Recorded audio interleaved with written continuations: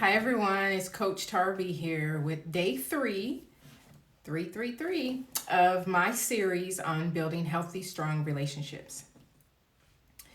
I'm going to give it a few minutes to see who joins me, and then I'm going to get started talking about not being able to help broken people.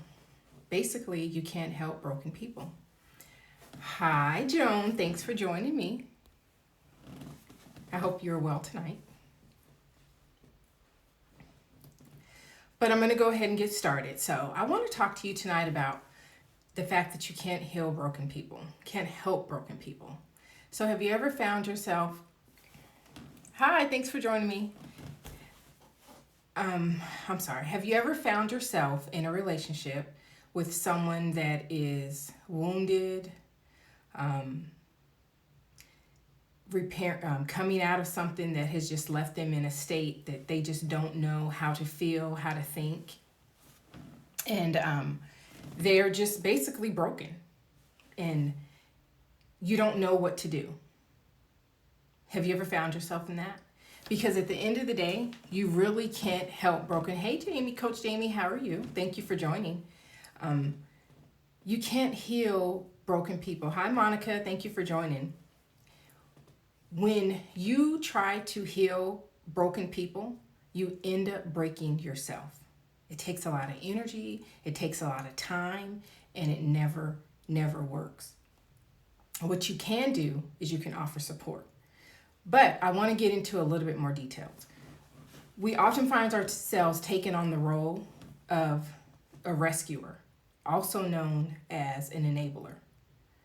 That's not a good role to be in when you're dealing with somebody who is broken, because what you want to be in is a fulfilling relationship where you're giving out love and you're receiving love in return. Because relationships can be amazing. They're supposed to be amazing.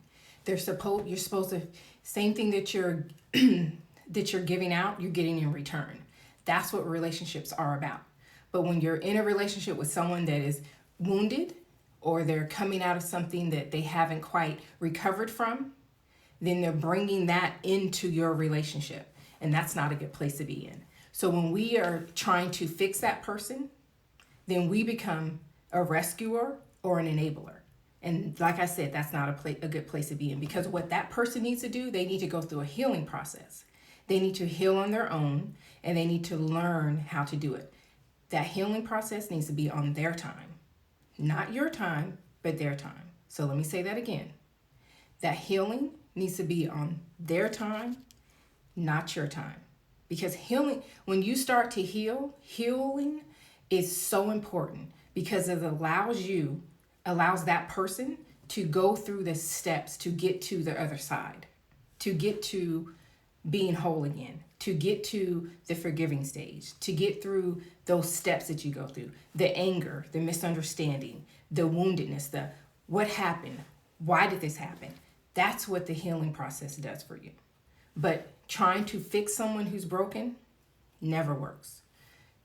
Never, ever works. You can give suggestions, you can offer your understanding, you can be patient, please be patient, but you can't fix someone. There's some things that you can do. You can talk to them about forgiveness. Start with forgiveness, because when you don't forgive, it holds power over that person, that situation, whatever happened in that past relationship. If they continue to sit there and not forgive that person, then it keeps them hostage. It holds them hostage of not understanding, why did this happen to me? And then you stay angry. You stay unfulfilled, you don't have answers. But if you let go, you slowly let go and you you forgive yourself, and then ultimately you forgive that other person, then that power that they had over you, or that situation, it kind of lets go. It kind of doesn't feel the same way at some point. There's also accepting responsibility, because believe it or not, there's in any relationship, for whatever reason it didn't work out, it takes two people in a relationship to make it work, but it also takes two people in a relationship when there's problems. So sometimes we don't always want to turn the mirror around and look at ourselves and say, well, what could I have done different? Or what was my part in this relationship that didn't work out? So we have to accept responsibility for our part of it and say, you know what, going forward, I'll do something different. I will do something different, but I will stand up and I'll put my big girl pants on and I'll accept responsibility for my part.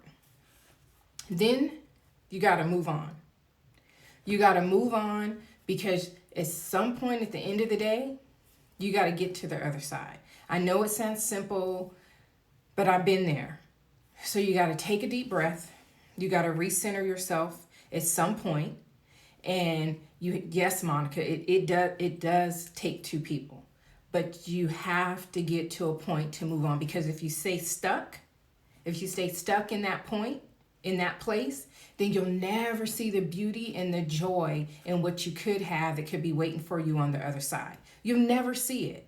So you have to know that there's something bigger and better waiting for me on the other side. And that's the beauty of relationships. That's the beauty of knowing that this didn't work out, but something else is waiting for me on the other side. And it's going to take some time. It's going to take some time to get out there and feel it again and feel it and trust again.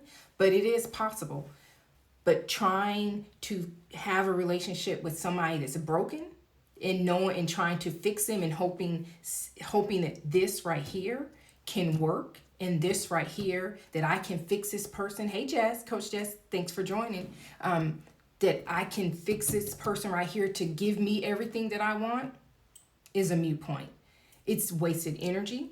It's wasted time, because that person has to do the work to get to the point in themselves to know that they can have what they need, and then they can give you what you need.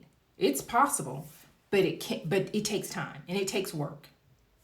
And the last thing about this, when you're giving the suggestions and you're helping that person, your mate, get to that point, is talk to them about journaling.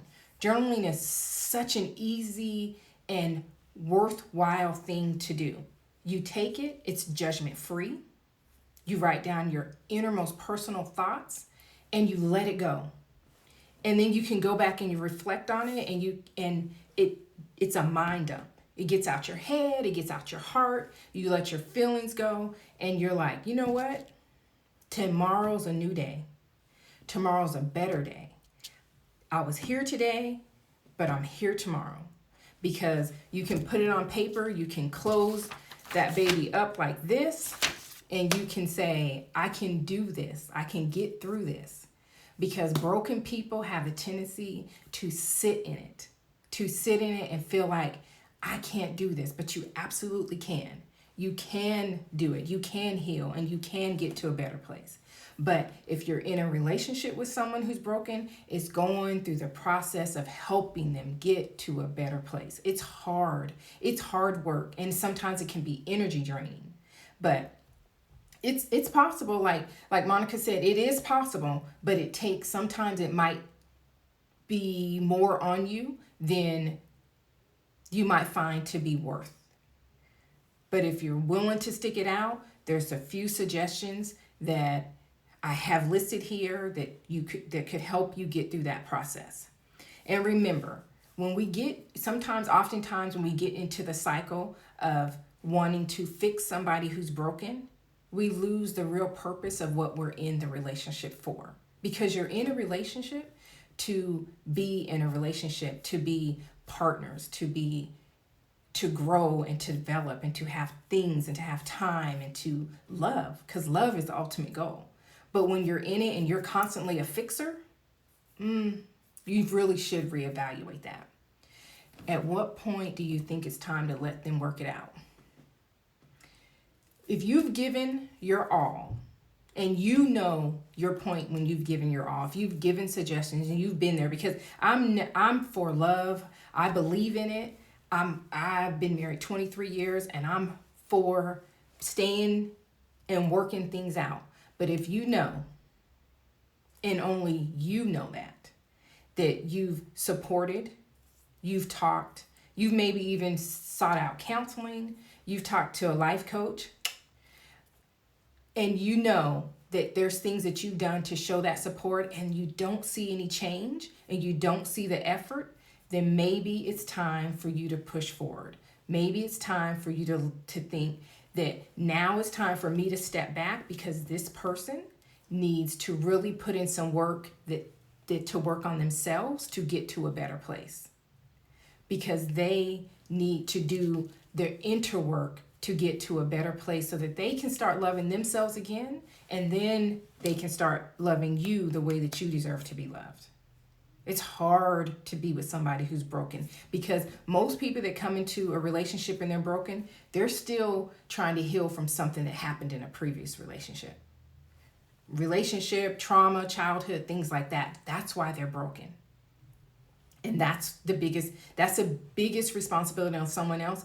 Heal yourself before you come in and bring that baggage into something else, into a new relationship. So if you find yourself in a relationship with someone that is broken, hey Cricket, thank you for joining. Remember, offer your support. Absolutely offer your support. Support them, give them tips and tools to help them be successful and to get over the things that are holding them down, bogging them down, causing issues in their relationship with you. Give them all the tips and tools and the support that they need. But also remember to put yourself first. Do the self-care that you need so that you can take care of yourself, because you need to remember that you're valuable and you're worthy too. Also, set some boundaries. You gotta set some boundaries, because somebody who's broken has no boundaries, because that's part of them being broken. So you need to set some boundaries. It can't just be all willy-nilly all over the place. And remember that regardless of someone who you might love and care about, through all your efforts, if they're not ready to heal, there's pretty much nothing that you can do if they're not really ready to get the help and put in the work that they need. No matter, you can never walk someone else's walk. That is absolutely, you can't. They have to be willing to do the work. They absolutely have to be willing to do the work. If they're not ready, then and that's basically what I said. If they're not ready, they're not gonna, no matter what you do, no matter how hard you love, no matter what, it's just not, it's like a continuous cycle, and it's gonna keep going and going and going.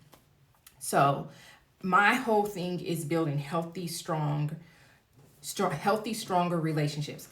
I stand by that. I want that, because I feel like when people are healthy and happy, they show up different. Our relationships are better, we communicate better, and we love each other better. And so that's what I continue to do, and that's what I want to continue to build on. I gave you a few of the tips today, but I've developed a much longer extended list that it's a free download. So if you go into my bio, you click the bio and it will take you to the download, and you can download the list, and it's something that you can look at and see. And if you know someone, or you yourself are dealing with relationship issues, or you're broken and you don't know how to get to that next stage, I can absolutely help you. We can walk through it. We can put a plan together. We can work together, because relationships are so important, whether it's with yourself, whether it's with someone else. It definitely begins with you. And you need to take the time to make sure you're doing it right, and that you feel good about where you're at. Join me tomorrow, because I'll be back on tomorrow, same time. And tomorrow's subject is, do two halves make a whole? I know that sounds different, but in a relationship, when two halves, does it ever make a whole? So thank you for joining me. Thank you for coming out, listening to me talk about you can't heal a broken person. And have a good night. Talk to you soon. Bye-bye.